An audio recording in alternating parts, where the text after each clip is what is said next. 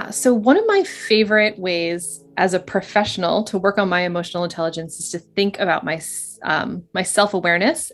And so one of the strategies that I highly recommend is this activity that we called Where Do You Live on the Mood Meter? So the mood meter is essentially a graph, and the y-axis is how much energy you have in your body.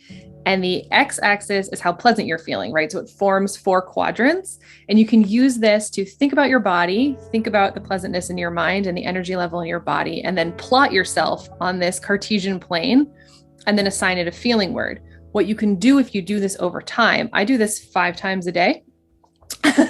If you do this over time, is that you can start to look at the patterns and how much time you spend living in a high energy place or a low energy place, in a pleasant place or in an unpleasant place. And again, there's no good or bad here, but you can start to look at your patterns. And one of the things we often ask professionals to do is to compare the where do you live on the mood meter at home and where do you live on the mood meter at work. And what I found for myself was that I tend to live in a high energy, pleasant place at work. And then by the time I get home, I have nothing left to give to my kids.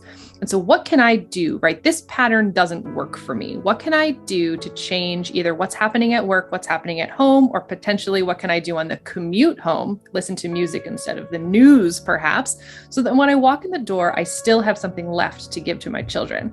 As people do this, they see all kinds of different patterns in their work versus home lives and how the two may bleed into each other or impact each other. And then you can ask yourself, is this working for me? What could I do that might be different?